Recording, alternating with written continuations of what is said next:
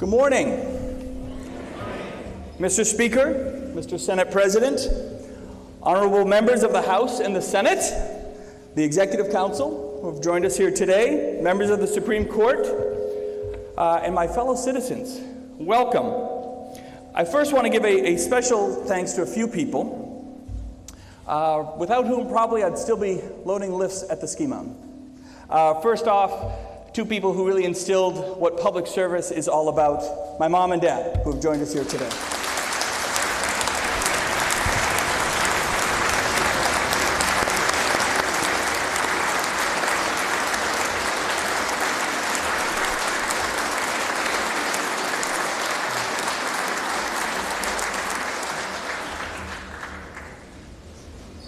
I love that my wife was just taking pictures of my mom and dad.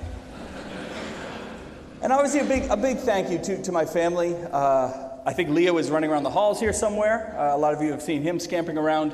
And obviously the woman who has sacrificed everything, not just for me, but all in the name of making the state a better place, obviously my wife Valerie. Thank you.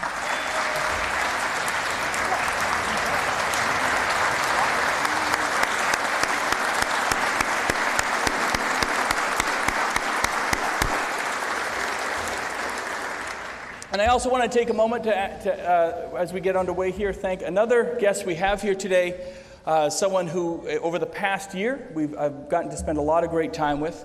A lot of you know her incredibly well, someone who has brought a lot of pride to the state of New Hampshire, handled her job with incredible dignity, Chief Justice Linda Delanis.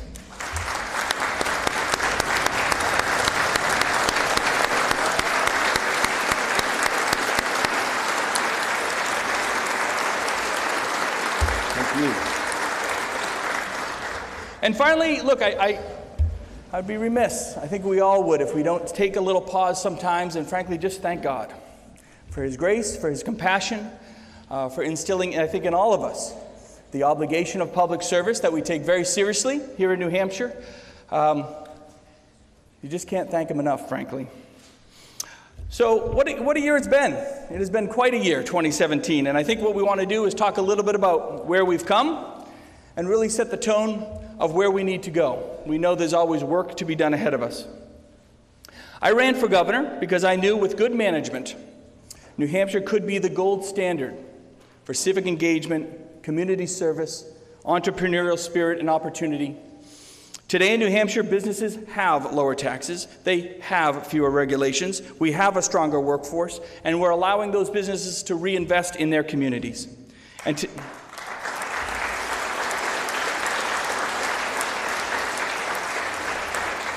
today in New Hampshire, a family's educational opportunities continue to grow. Whether it's access to full-day daycare or whether a family is seeking an alternative education for their kids, a family zip code no longer defines their opportunity to succeed.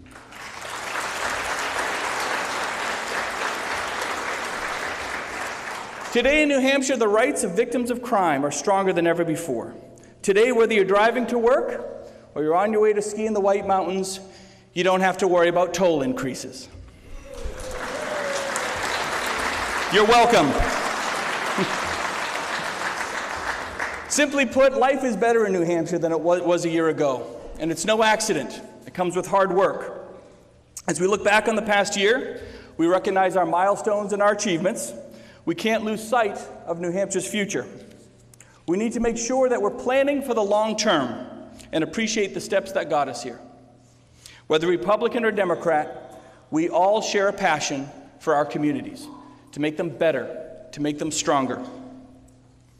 We have a commitment making sure that New Hampshire truly remains the best place to live, work, and raise a family. So let us remember that supporting and embracing policies that put people first is why our citizens sent us to Concord. And despite Washington's dysfunction, here in New Hampshire, we're finally focused on the individual, not just the system, and we're putting people above politics.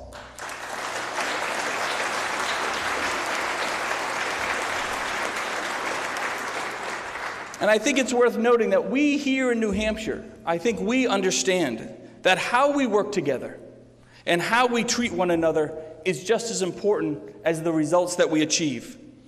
We've worked hard from day one to manage government, to provide better results for every single person in the Granite State. We must be positive, constructive, and while we don't ask anyone to waver from their philosophical principles, I do ask to find areas of agreement that can result in better outcomes for our citizens. When I addressed this chamber a year ago, I laid out what I believe to be the critical priorities that we needed to address together. Last year's budget was a true New Hampshire budget, one without gimmicks or empty promises, one that delivered for the people of New Hampshire without a single increase in a tax or a fee. We grew the rainy day fund to $100 million. We reinvested our surplus funds, not into bigger government and bigger unsustainable programs, but into property tax relief for our citizens. For years, we heard how at the state level, we could not control local property taxes, but we used infrastructure grants to give our towns more financial flexibility to target their key areas of need. And every town, from Pittsburgh to Portsmouth, received a check from the state of New Hampshire for critical infrastructure improvements, and I think that's something that we can all be proud of.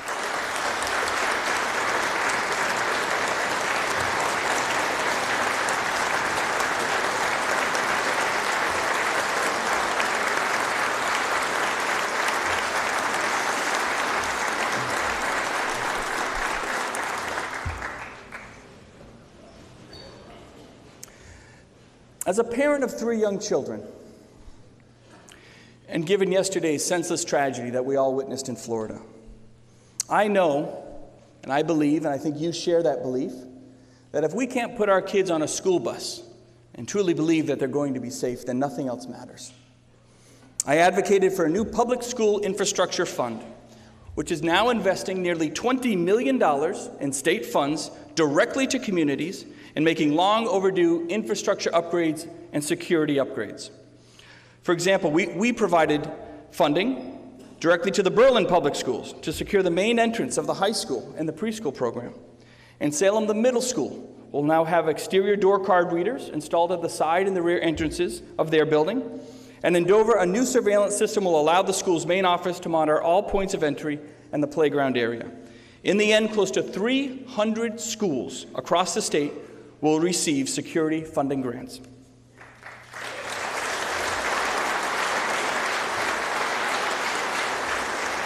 Our goal is simple. Our goal is very simple. Sometimes we complicate things in Concord, but we simply want to make our schools the safest in the nation. And our commitment to ensuring the well-being of New Hampshire children, we must understand, goes beyond the 4 walls of a classroom. Last year, I proposed the Governor's Scholarship Fund, a scholarship program built around the students, not the institutions. A scholarship program not designed to help maybe 10 or 20 or 100 students, but up to 1,000 students per year, which in the end will open workforce gateways like never before. Never before has an opportunity like this been available to the students of New Hampshire. But we didn't stop there. After I took office, I sat down with FIRST Robotics founder Dean Kamen. Where is Dean? There he is. I knew he was here somewhere. God bless you, buddy.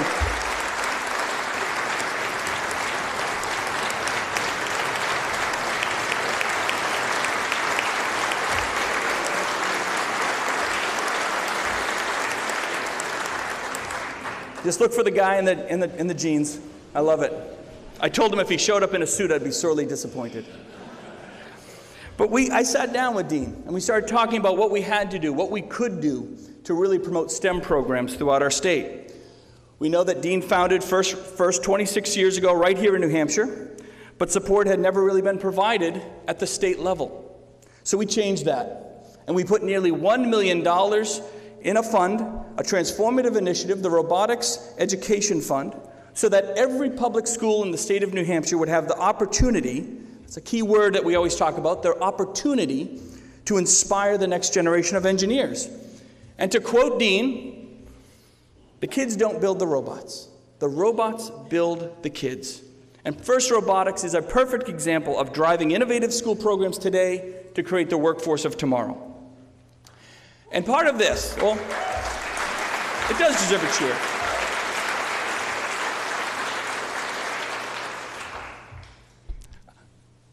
I always interlude with my own anecdote, so I'm going to do it here. Because I just looked to my right and I saw my dad. And I'm reminded, we were talking about it a few weeks ago, we're engineers in my family, as you know. And my father takes great pride, as I think he should. In the early 70s, he was one of the founders. He helped found I think it was called the Clean Air Race, the first national competition of engineers across the country. And I know this because I used to see the natural gas-powered cars in the garage, and the students come and tinkering on them. And at the time, I didn't think much of it. I wasn't quite sure what it was all about. But the idea that initiative, spurred at the college level, that would then blossom into something right here in New Hampshire that affects hundreds of thousands of students and tens of thousands of teams across the world. It's amazing to think how far we have come in engaging these students and creating opportunities for them to decide what their pathways are going to be.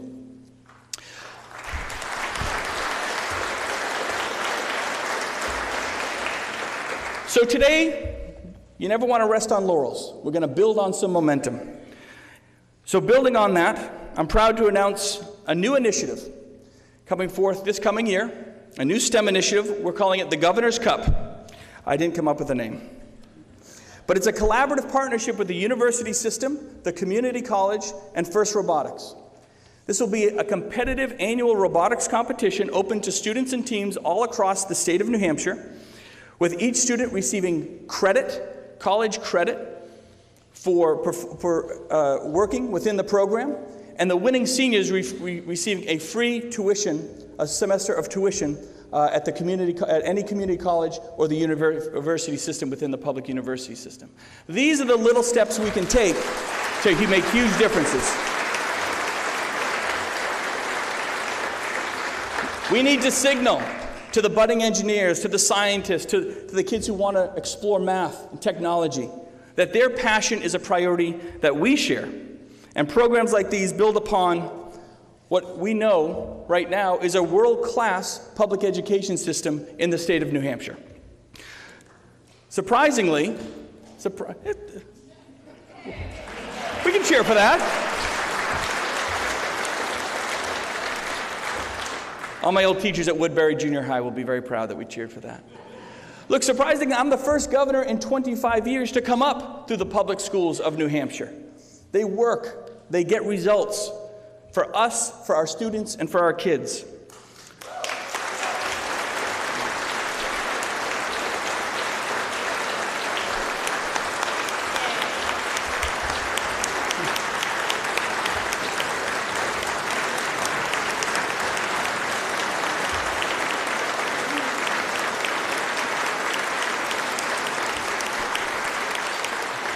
And I believe in the teachers. I believe in the students. However, I think we can all agree that a one-size-fits-all system doesn't always work for each student.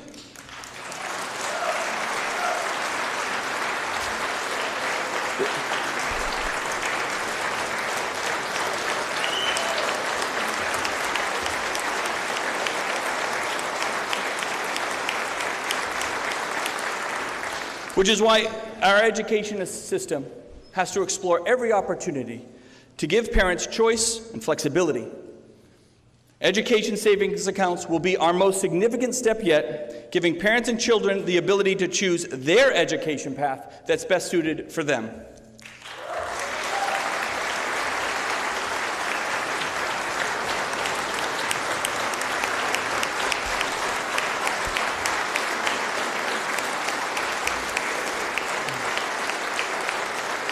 You know, I talk a lot about stories.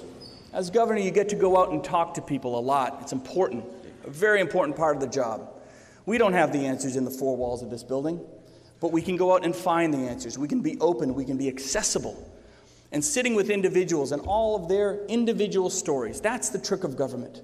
How to make them and their stories drive better policy to get better outcomes and results. Joining us in the gallery today are Shalimar and Angel Encarnacion of Manchester. Like many families, Angel started in public school. He even had an individualized education plan, but it just wasn't for him. They were frustrated, and he struggled. So Shalimar decided Angel needed to try a different learning environment, and with the help of an education scholarship grant, Angel was given the opportunity to try a different school, and he thrived. Today, Angel is at the top of his class, exploring college opportunities, and inspires to a distinguished military career in the United States Naval Special Forces. Shalimar and Angel are trailblazers for the state. Thank you both for being here today. Proof positive that choice works.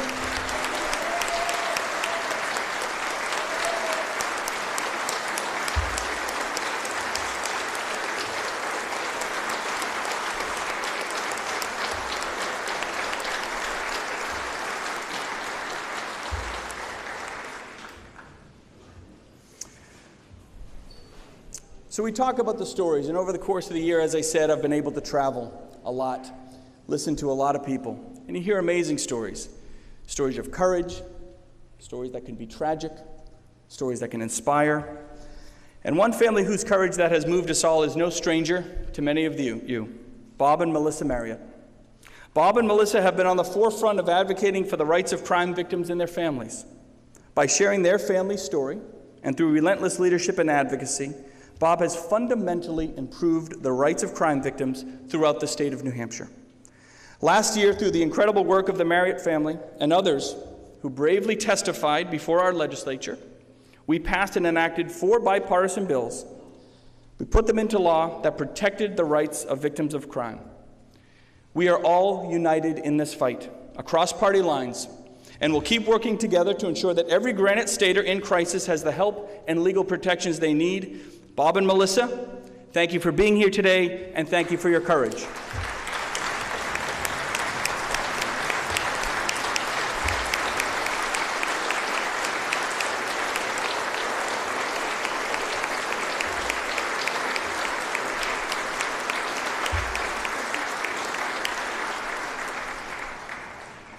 And we're not done. We are not done. When the victims of crime find strength to come forward to engage in a criminal justice process, we must ensure that they have the basic rights and protections in place. Victims of crime deserve equal constitutional rights, the same rights as defendants, no more, no less. That's why Marsy's Law is so important. Working together,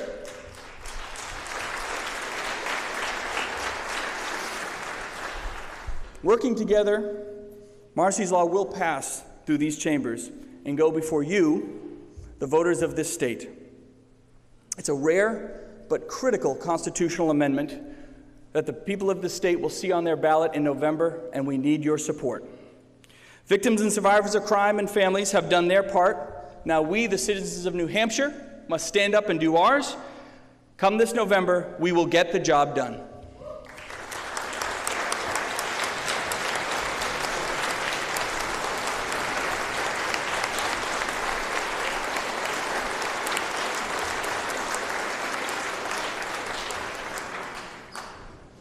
In times of economic prosperity, we can't forget that there are still those struggling.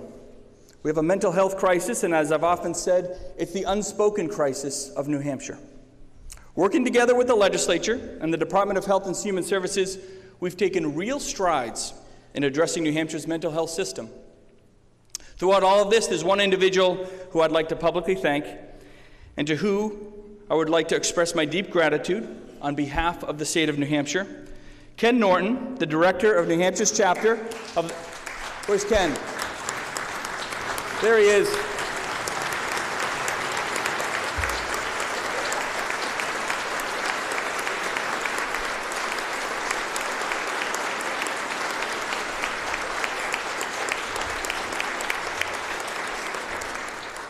For those of you who don't know, Ken is the head of the National Alliance on Mental Illness here in New Hampshire.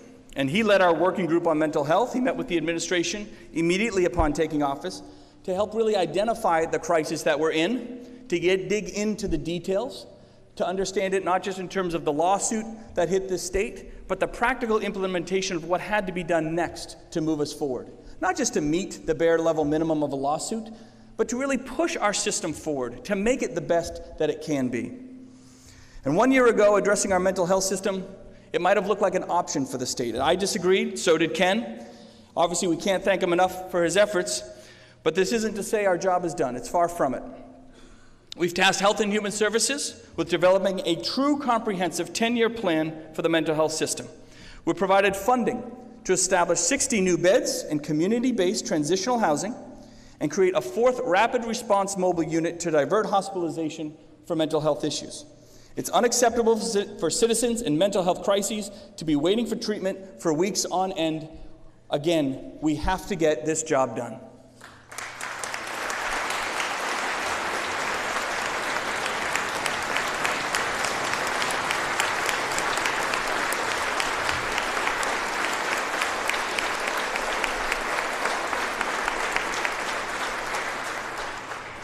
One of the foremost responsibilities of government is to stand up and help protect those who can't speak for themselves.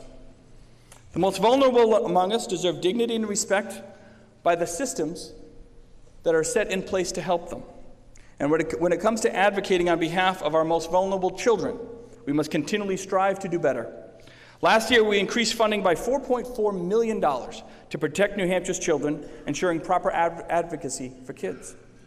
We added 20 new caseworkers across the state and created an Office of the Child Advocate to provide greater oversight and transparency.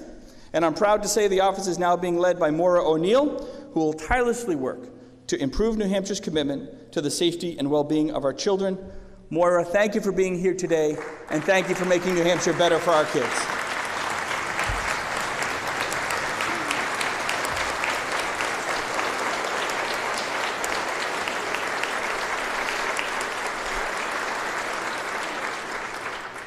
There's always more to do. That's why this year we need to pass SB 592. It expands home visiting services. It adds 16 child protective service workers, increases foster care rates by over $1 million. And moving forward, we will have a New Hampshire design plan for Medicaid. At the moment, we have slightly different ideas about how to get there, and we're working through the ideas, working with the federal government to ensure that our plan has a viable work requirement while maximizing our flexibilities and options. The people in New Hampshire sent us to Concord to get things done, and that's what we're going to do. And like many states in the country, we know that the opioid crisis in New Hampshire, it remains one of our most serious challenges, one that demands great attention and proactive leadership. Our mission to reverse the terrible effects of this epidemic, it rests on our ability to embrace a spirit of cooperation, innovation, compassion when we craft the solutions to meet the needs of our families and neighbors. Last year, we made significant strides forward by doubling the alcohol fund, which went directly to prevention, treatment, and recovery services. This July, we'll be opening the only youth addiction treatment center in our state. This crisis touches every corner of our communities. We see the impact of addiction in our schools, in churches, and at work. As governor, it's my belief that we need to expand the focus of recovery programs, specifically in the workforce. We must fully engage employers as allies in the battle of the opioid epidemic. I'm proud to say that on March 1st, we will officially launch from the state of New Hampshire a statewide effort in our recovery-friendly workplaces.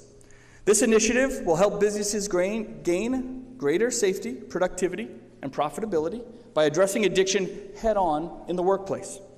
It's an opportunity for New Hampshire to help change the culture around addiction by engaging employers and being a proactive part of the conversation, and by providing tools, resources, and opening up access to treatment like never before. Government cannot guarantee much, but it can and should guarantee the freedom of opportunity. The opportunity to live, work, and raise a family, the opportunity to find meaningful employment on the pathway to recovery. As we continue to explore, thank you, Russell.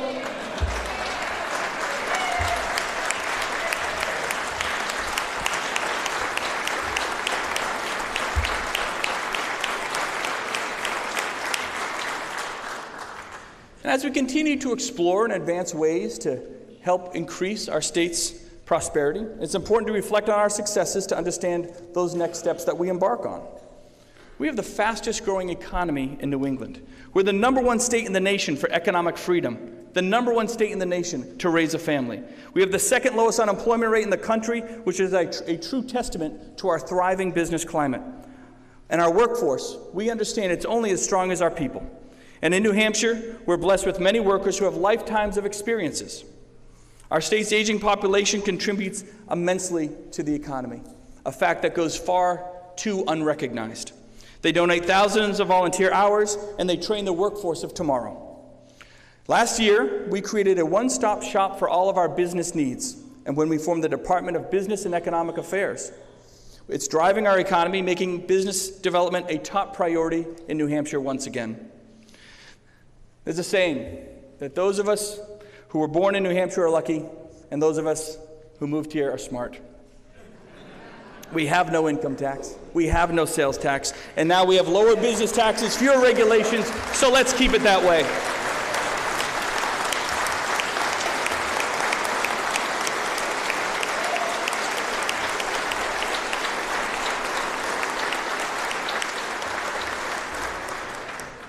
Joining with us today are a few folks who recognized what that New Hampshire Advantage was all about. They chose to relocate and expand their business here. Carlene and Danny Siebold from Digital Skin Imaging, Dermaspectra. Carlene moved her business across the country from Arizona to the New Hampshire seacoast. She created partnerships with other businesses, integrated with the university system. I remember sitting with Carlene in my office. She was still out in Arizona at the time. She flew out to sit with us because she had heard how serious we were taking business opportunity, how we were going to go out, and I did my 100 businesses in 100 days, 127 to be exact. We talked to companies in 7 different countries, numerous states. The word got out. Carlene came out to see me. She sat on my couch in my office. We talked about that New Hampshire Advantage. We talked about the opportunity she would have as her company was just taking off. Well, it's booming right now, and it's not doing it in Arizona. It's doing it right here in the great state of New Hampshire. Thank you guys so much.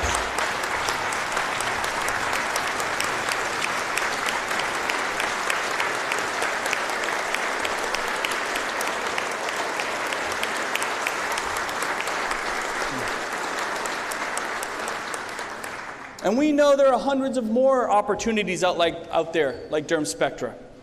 It's up to us to go find them.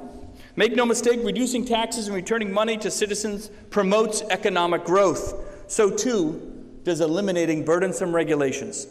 When I took office last year, we were one of the most overregulated states in the country. Not quite the live free or die spirit a lot of us embrace. Therefore, I initiated a 3-phase approach to regulatory reform and deregulation. Last summer, as part of Phase 1, we took 1,600 rules and regulations and wiped them right off the books through an executive order.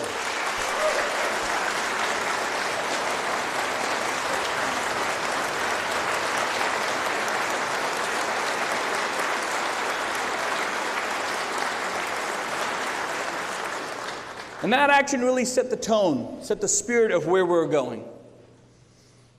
I then created a regulatory reform steering committee that reviewed the state's current regulatory structure and proposed reforms to streamline government and continue to reduce burdensome regulations on our citizens and our businesses.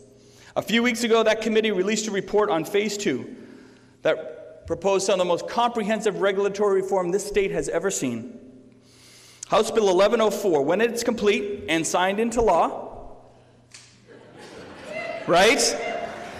It will streamline the permitting process. It will modernize corporate filing systems, reduce confusion and inconsistencies in our local regulations, stimulate workforce development efforts by simply making it easier for professionals to move and work in our great state. The bill's a game changer for New Hampshire, and I call on the legislature to pass it.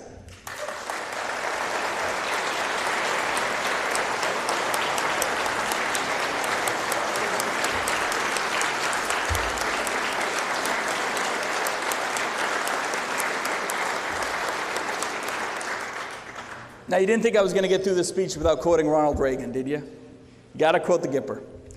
Ronald Reagan once said, "There are those that say that we're in a time where there are no heroes, but they just don't know where to look. Our veterans are our heroes."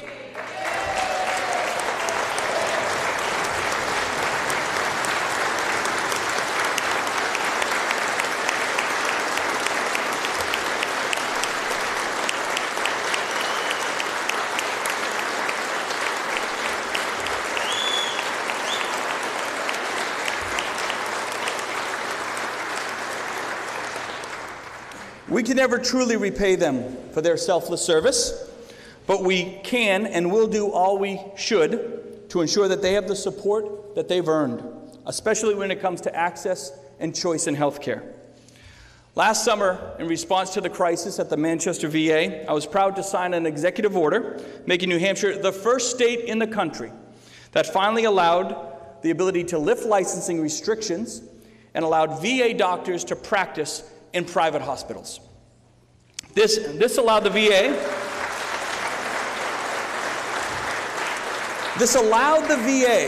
to partner with private hospitals around the state to simply deliver top quality care for our veterans. A new model that's now being replicated around the country, a new model of healthcare choice for those who have given so much.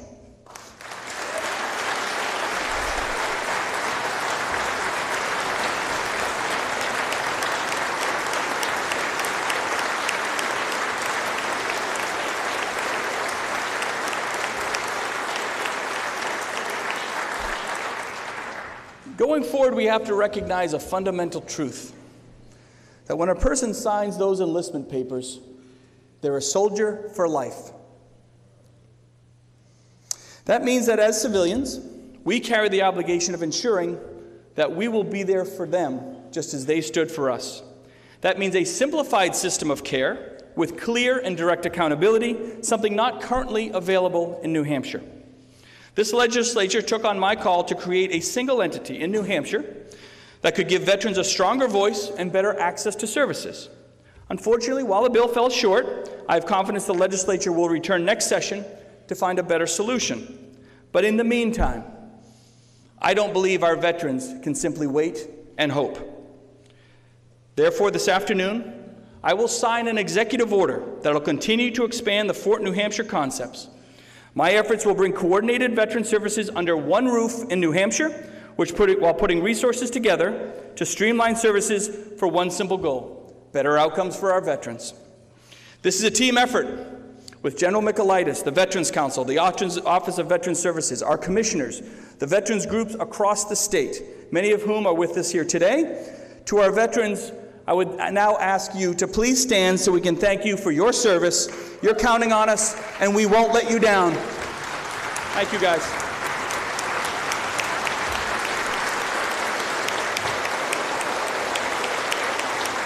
How's it going? Got it.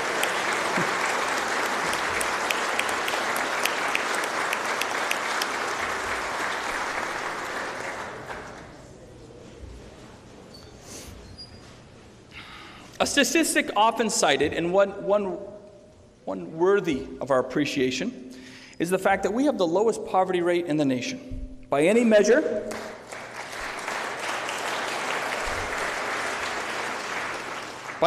this is a sign of our state's prosperity, to be sure.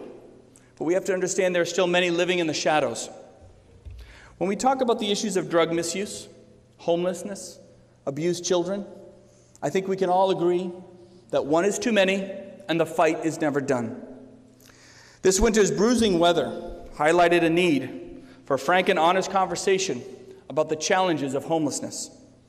And I have to say, I was inspired by the work of a lot of the local and state officials who came together out in Rochester. It really served as an incredible example of how to get things done. Working with the nonprofit community, state officials, local officials, everybody came together to set up a temporary shelter, not in weeks, not in days, but a full-service shelter in a matter of hours. It was inspiring. And that is the foresight. That's the get-it-done attitude we need to bring to this issue across the state.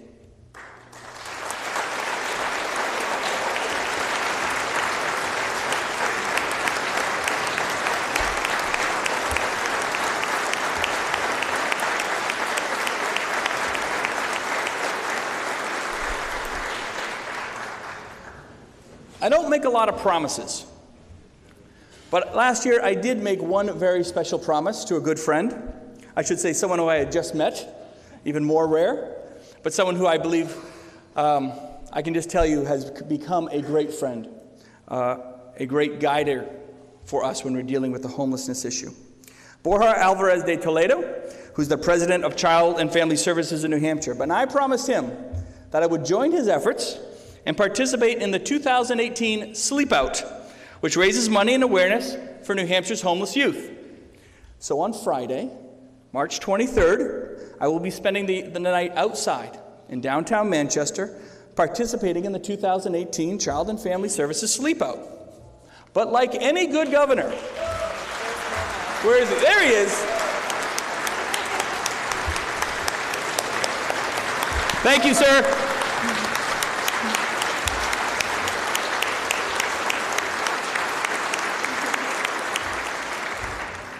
Wait, it gets better. Because like any good governor, I know when there's an opportunity to bring awareness to an issue that's important to all of us, shine a light on something that needs a light shined on it, you shouldn't do it alone. And I know it's very hard to say no to the governor, especially when you're a commissioner, and I see our commissioners out there. So I will be asking all of the commissioners and their teams to join me as well.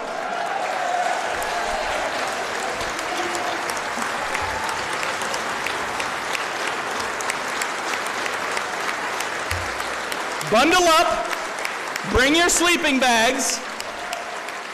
Let's raise awareness and get these kids the help they deserve. Thank you guys so much. I saw Kapatis jump out of his seat right there. We're not sharing a sleeping bag, George. If New Hampshire is truly going to be the live free or die state, I say it a lot, live free or die, more than 4 words on a license plate, right? It's how we need to live our lives as individuals in our communities, our service here in the state and in the State House. But if we're truly going to be the live free or die state, we have to ensure that New Hampshire is a place where every person, regardless of their background, has an equal and full opportunity to pursue their dreams and to make a better life for themselves and their families. This past December, I was proud to join with Attorney General Gordon MacDonald to establish a civil rights unit within the New Hampshire Department of Justice, the first of its kind in the history of the state, and it's long overdue.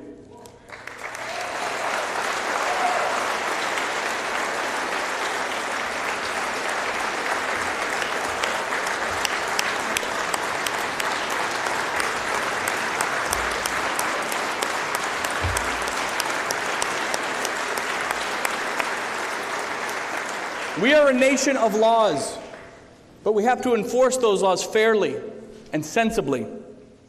Our immigration laws are no exception, and joining us today from Dover are Elvis Sepang and Esther Arena and their children. Elvis and Esther.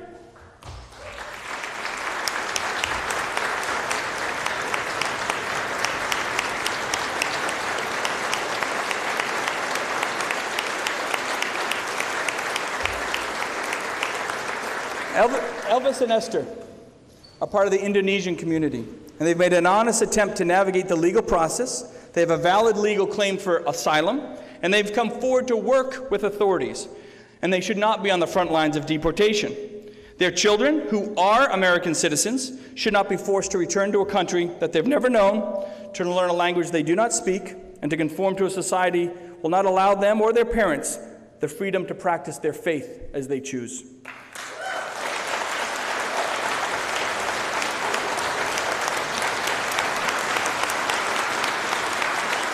Yes.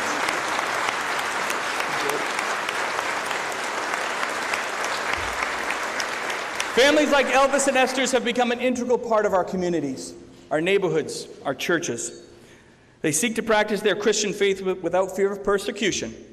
And while I believe that action must be taken to curb illegal immigration, of course, it is also imperative that the process for legal immigration becomes more streamlined and, frankly, just practical.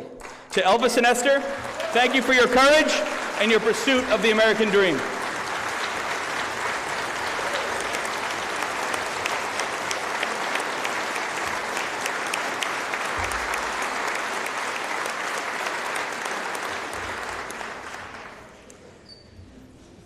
As we look back on the commitments we made to the people of New Hampshire over the last year, I think we can all be very proud of the results that we've achieved. It's these successes that set the tone for tomorrow's next steps. We left no stone unturned and no issue untouched. We saved a few bears and even pardoned a turkey. And we are working to ensure that the horrendous treatment of the Great Danes in Wolfboro never happens again by passing SB 569.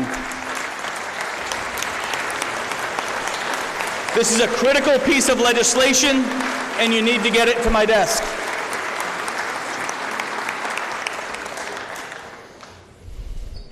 We're at a critical point in our state's future.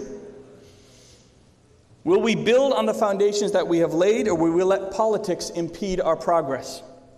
We've made great strides, but we can't let that negativity of Washington politics define who we are as Granite Staters. We cannot let up on our momentum. We owe it to the people of New Hampshire.